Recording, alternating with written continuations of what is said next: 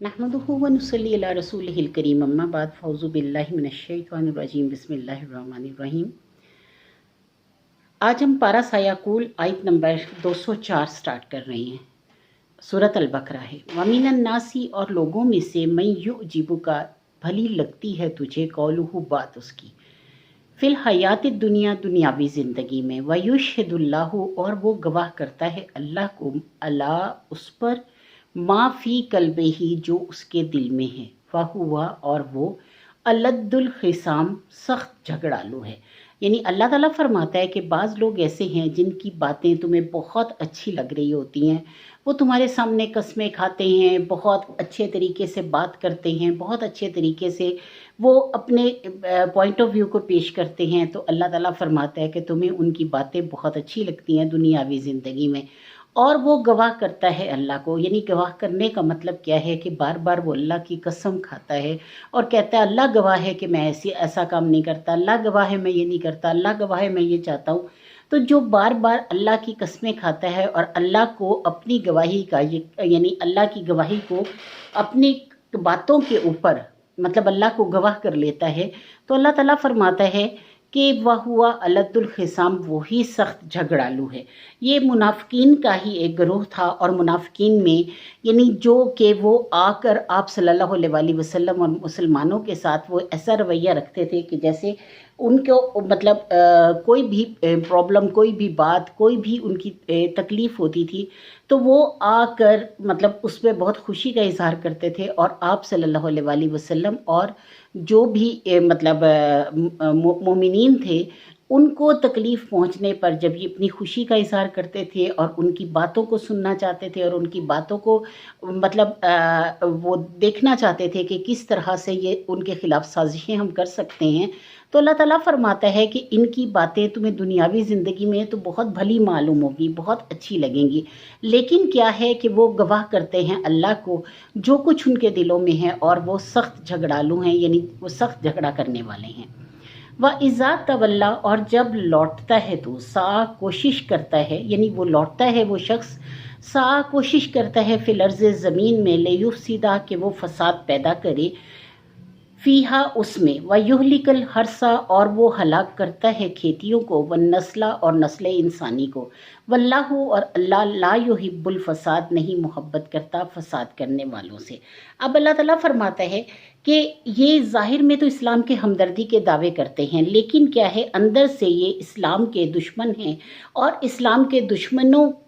दुश्मनी करते हुए ये मुसलमानों को और आप सल्लल्लाहु अलैहि वसल्लम को नुकसान पहुंचाना चाहते हैं, जबकि इनका ये अमल, इनका ये फेल जो है वो इन्हीं पर ही ख़त्म हो जाता है। अल्लाह की तरफ से सब कुछ बता दिया गया नबी पाक सल्लल्लाहु अलैहि वसल्लम को, और अल्लाह ताला ने फरमाया कि ये फितना करते हैं, फसाद करते हैं, और उन फितना और फसाद के उससे ये नस्ल इंसानी को तबाह करते हैं। यानी पहले तो वो कहते रहते हैं, यकीन दिलाते रहते हैं कि हम आपके साथ हैं, और फिर जब उठकर ये जब जाते हैं, मतलब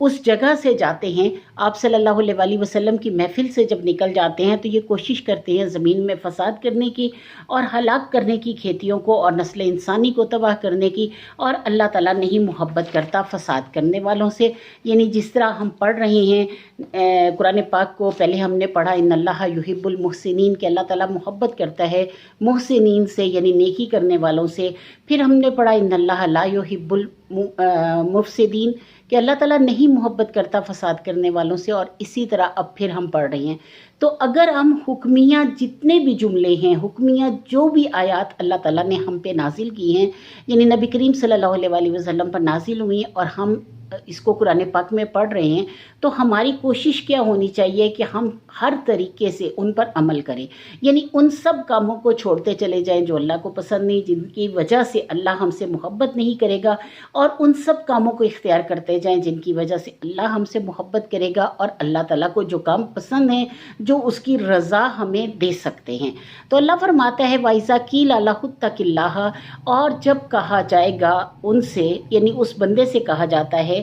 ڈر اللہ سے، تقلّہ ڈر اللہ سے، اخذت ہو تو پکڑ لیتا ہے اس کو العزت غرور، بالاسم گناہ کے ساتھ، فحسبہ پس ٹھکانہ اس کا جہنم جہنم ہے، ولا بئس المہاد اور یہ بہت ہی برا ٹھکانہ ہے۔ یعنی اللہ تعالیٰ فرماتا ہے کہ جب ان منافقوں سے کہا جاتا ہے کہ اللہ سے ڈرو تو یہ اللہ سے ڈرنے کی بجائے یعنی بجائے اس کے کہ اس بات کو مانیں ان کو غرور پکڑ لیتا ہے اور فوری طور پہ یہ کہتے ہیں کہ ہم تو سارے ہی نیک کام کرتے ہیں، ہم کوئی الٹا کام کرتے ہی نہیں، اگر ہم کوئی الٹا کام کریں تو ہمیں مطلب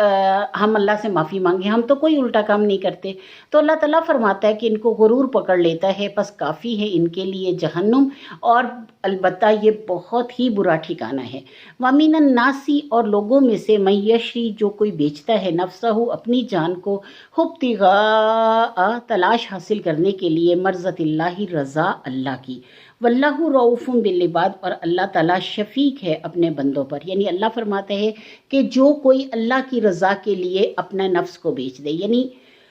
نفس خواہشات کا ایک پہاڑ ہے ہمارا، اس کو مختلف خواہشات جو ہیں مختلف وقت میں اس کے اوپر طاری رہتی ہیں۔ مطلب اگر ہمیں ایک وقت میں کچھ چاہیے تو دوسرے وقت میں کچھ اور چاہیے، تیسرے وقت میں کچھ اور چاہیے، تو ہم اپنی اس نفسانی خواہشات کو اگر مار کر اللہ کی رضا پہ چلتے ہیں، یعنی مارنا بھی اس سینس میں نہیں، اللہ نے فرمایا کہ بالکل ہر خواہش کا ہی گلا گھونٹ دیا جائے۔ اللہ تعالیٰ نے ہماری زندگی کی خواہشات کو، ہماری دنیا کی خواہشات کو بھی مقدم رکھا۔ اللہ نے فرمایا ہمیں، جیسے کہ ہم نے کل پڑھا تھا کہ ربنا آتینا فی الدنیا حسنۃ وفی الآخرۃ حسنۃ، یعنی اللہ کہتا ہے کہ دنیا بھی ضرور مانگو، دنیا میں بھی اسی طریقے سے رہو جس طریقے سے تمہیں مطلب جتنی حیثیت تمہاری ہے، جتنا میں نے تمہیں پیسہ دیا ہے، جس طرح تم نظر آنا چاہتے ہو اپنی حیثیت کے مطابق نظر آؤ، اور اس میں کوئی برائی نہیں ہے۔ تو اللہ تعالیٰ نے ساتھ ہی فرمایا کہ اس دنیا کے ساتھ آخرت کا بھی عمل کرتے رہو، یعنی دنیا میں اپنی طور طریقے سے رہو، لیکن کیا ہے کہ اسلام کی حدوں کو نہ توڑو، اور ادھر سے کیا ہے کہ اللہ کی رضا کے متلاشی رہو، یعنی جس طرح اللہ تعالیٰ کی رضا ہے، جس طرح ہم اپنے ماں باپ کی ناراضگی سے ڈرتے ہیں، اپنے بہن بھائیوں کی ناراضگی سے ڈرتے ہیں، اسی طرح ہمیں اللہ تعالیٰ کی ناراضگی سے ڈرنا ہے۔ یعنی اللہ کی ناراضگی سے ڈریں گے تو کیا ہوگا کہ اللہ تعالیٰ کے ہاں ہماری جو عزت ہے، ہماری تکریم ہے وہ زیادہ بڑھتی ہے، کیونکہ اللہ فرماتا ہے کہ میں ناقدرہ نہیں ہوں، یعنی میں تمہارے عمل کی، تمہارے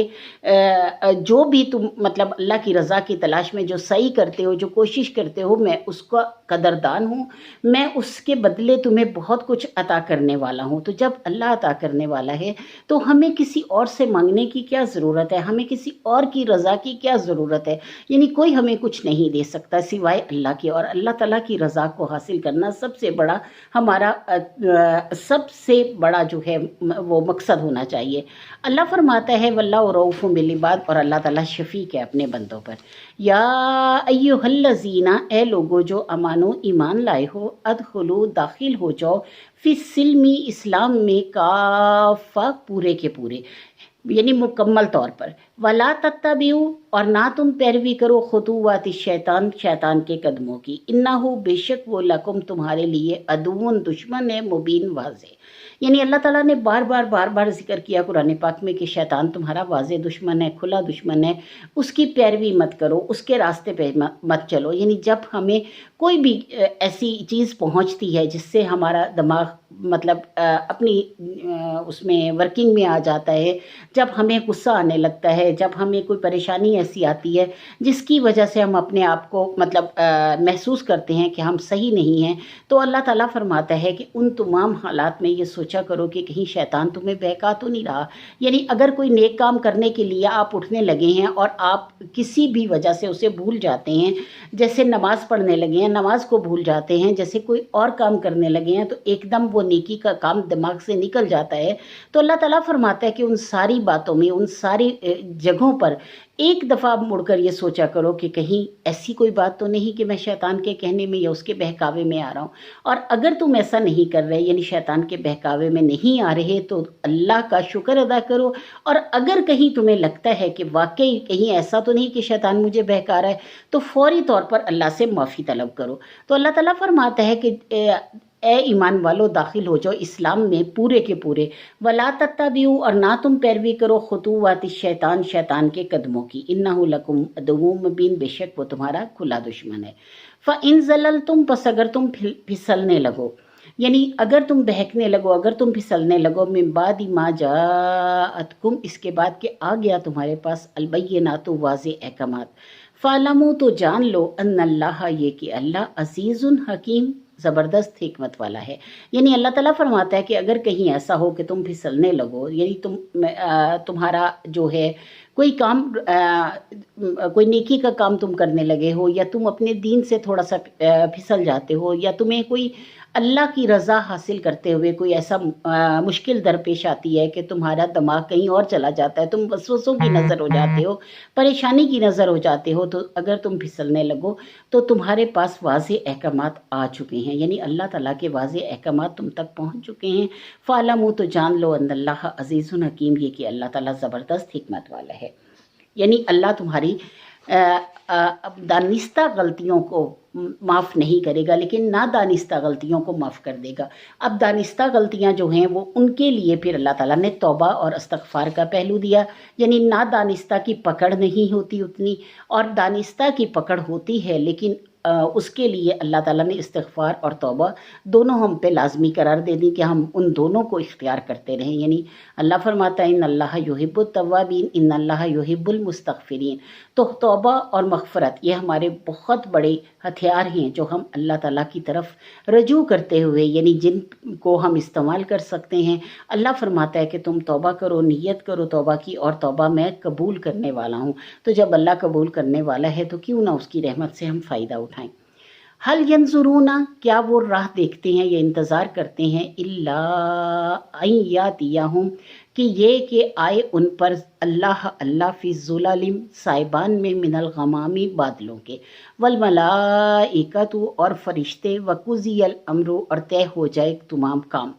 وَإِلَى اللَّهِ اور اللہ ہی کی طرف ترجع الامور تمام کام لوٹائے جائیں گے۔ یعنی اللہ فرماتا ہے کیا وہ اس چیز کی راہ دیکھتے ہیں کہ آئے ان پر اللہ ظلم من الغمام بادلوں کے سائے میں، یعنی اللہ فرماتا ہے کہ وہ لوگ اس چیز کا انتظار کرتے ہیں کہ اللہ تعالیٰ بادلوں کے سائے میں ان تک آئے اور فرشتے آئیں اور تمام کاموں کا فیصلہ ہو جائے، یعنی فرشتے خود اتر کے آئیں، اللہ خود اتر کے آئے اور ان کی تمام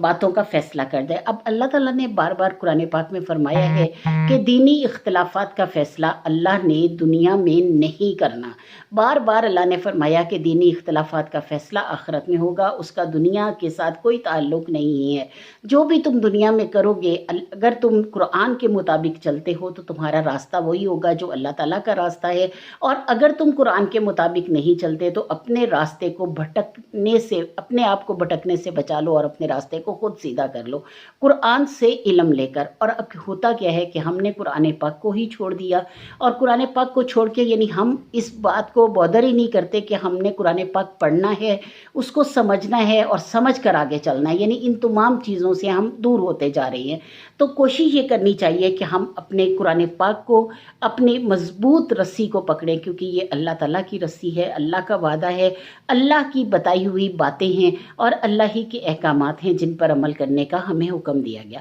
اب اللہ تعالیٰ فرماتا ہے کہ وہ لوگ اس چیز کا انتظار کرتے ہیں کہ اللہ بادلوں کے سائے میں خود آئے اور ملائکہ آئیں اور فیصلہ ہو جائے تمام کاموں کا۔ تو اللہ فرماتا ہے وَإِلَى اللَّهِ تُرْجَعُ الْأُمُورُ اللہ ہی کی طرف لوٹائے جائیں گے تمام کام، یعنی جو بھی آج دنیا میں تم کر رہے ہو یہ سارے کے سارے کام اللہ کی طرف لوٹائے جائیں گے، اور جب تم اللہ کے سامنے حاضر ہوگے اس وقت تمہارے ان کاموں کی پکڑ ہوگی۔ سل بنی اسرائیل پوچھو بنی اسرائیل سے، کم آتیناہم کتنی دی ہم نے ان کو من آیات نشانیاں، بینات واضح، ومن یبدل اور جو کوئی بدل ڈالے نعمت اللہ نعمتوں کو اللہ کی، من بعد اس کے بعد، ما جاءتہ کہ آئی ان کے اس کے پاس، فإن اللہ شدید العقاب پس بے شک اللہ تعالیٰ سخت عذاب دینے والا ہے۔ अल्लाह फरमाता है बनी इसराइल से पूछो कि मैंने उन्हें कितनी ही निशानियाँ दी, यानी कितनी निशानियाँ, वाज़े निशानियाँ आई। हम पीछे अब सारा पढ़ चुके हैं कि किस तरह मनोसलवा उतरा, किस तरह अल्लाह ताला ने यानी बादलों का साया उन पर किया, किस तरह अल्लाह ताला ने फ़िरौन को उनके सामने गर्क किया, किस तरह अल्लाह ताला ने उन्हें कौम अमालका पे फौकियत दी, किस तरह मिस्र के घर सारे यानी फ़िरौन के जितने भी कुतबी लोग थे वो सब के सब मर गए और उनके घरों पे ये काबिज़ हो गए, यानी किस तरह अल्लाह ताला ने इनके दिन पलट दिए। तो वो सारी निशानियां हम पीछे पड़ चुके हैं। तो अल्लाह फरमाता है कि कितनी ही मैंने उन्हें दी निशानियां खुली हुई, और जो कोई बदल डालेगा अल्लाह की नेमतों को मिम्बाद इसके बाद मा जाअतहु के आई उसके पास फ़इन अल्लाह शदीदुल इक़ाब, बस बेशक अल्लाह ताला सख्त अज़ाब देने वाला है। यानी जो कोई अपनी नफसानी ख्वाहिशात की पैरवी करते हुए अल्लाह ताला के अहकामात को भूल जाएगा, बिल्कुल ऐसे ही जैसे कि मिस्र के कुतबी लोग जब मर गए तो ये जो मतलब जितने भी बनी इसराइल के लोग थे ये वहाँ से दरिया से वापस आए। वापस आने के बाद जब इन्होंने उनके घरों पे कब्ज़ा किया तो उनकी बीवियों, उनके बच्चों को उसी तरह ग़ुलाम बना लिया, उसी तरह उन पर जुल्म सितम करने लगे। यानी इनको चाहिए था कि जो चीज़ इनको अपनी ज़िंदगी में बुरी लगती थी वो उन बच्चों के साथ, उन लोगों के साथ ना करें। जब दूसरा हमारे पास महकूम हो गया, यानी दूसरा हमारे सामने महकूम है और हम हाकिम हैं, तो हमें वो अमल नहीं करना चाहिए जो जब वो हाकिम थे और हम महकूम थे। तो अल्लाह ताला की मोहब्बतों का, उसकी रहमतों का, उसकी नेमतों का शुक्राना ऐसे नहीं अदा किया जाता, बल्कि कोशिश ये करें कि अल्लाह ताला की मोहब्बतों और नेमतों को पूरे तरीके से, यानी जिस तरह से अल्लाह ने फरमाया उस तरह से उनका शुक्राना अदा करते हुए उनको इख्तियार करें। ज़ुय्यना लिल्लज़ीना, सजा दिया गया लोगों के लिए, काफरू जिन्होंने कुफर किया, अल हयात दुनिया, दुनियावी ज़िंदगी को, व यसखरूना और वो हंसते हैं यानी मजाक उड़ाते हैं, मिनल्लज़ीना उन लोगों का जो आमानो ईमान वाले हैं, वल्लज़ीना तकू और वो लोग जो परहेज़गार हैं, फ़ौक़हुम ऊपर होंगे उनके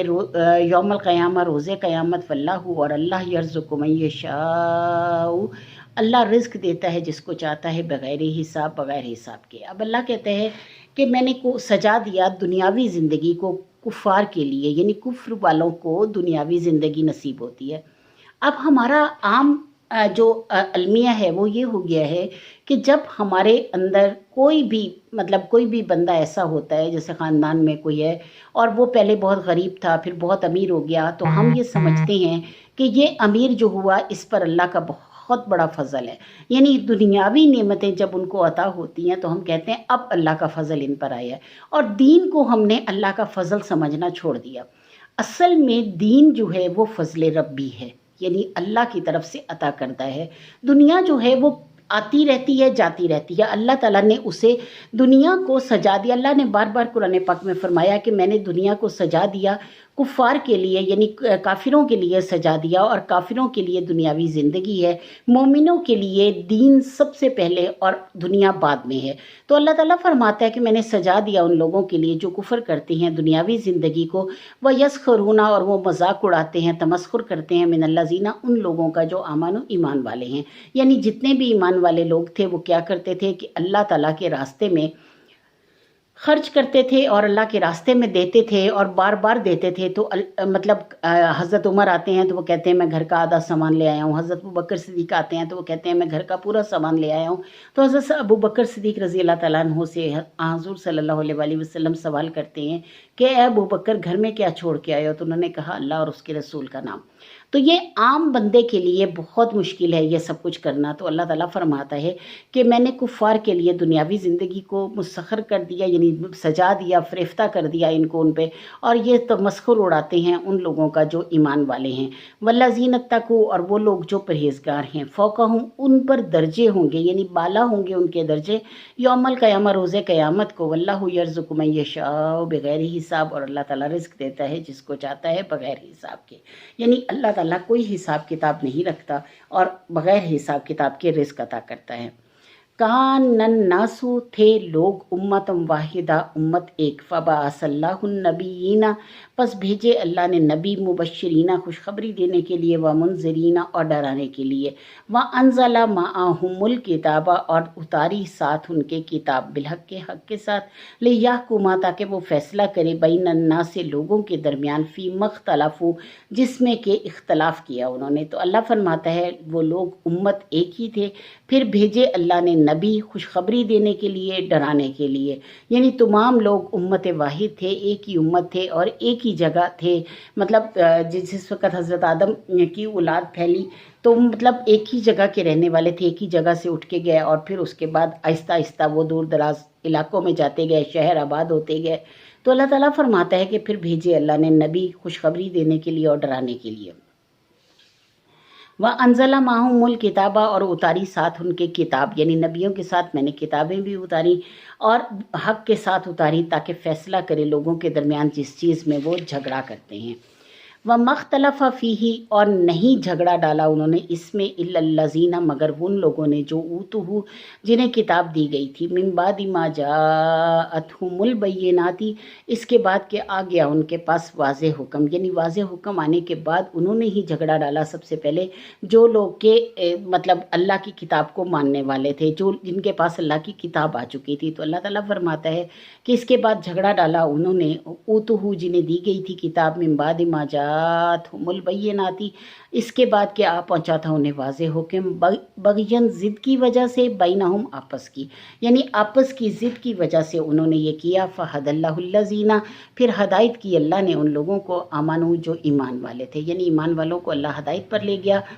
لما اختلفوا اس میں جو جھگڑ رہے تھے، فیہ اس میں، من الحق حق سے، باذنہ ہی اللہ کے حکم سے، واللہ یہدی من یشاء اور اللہ تعالیٰ ہدایت دیتا ہے جس کو وہ چاہتا ہے، الی صراط مستقیم سیدھے راستے کی طرف. یعنی اللہ تعالیٰ صاف صاف فرما رہا ہے کہ اللہ نے ہدایت دی ان لوگوں کو جو ایمان لائے تھے، جس چیز میں وہ جھگڑ رہے تھے حق سے، یعنی سچ کی وجہ سے اللہ نے سچ اپنے حکم سے ظاہر کر دیا اور اللہ تعالیٰ ہی ہدایت دیتا ہے جس کو وہ چاہتا ہے سیدھے راستے کی طرف.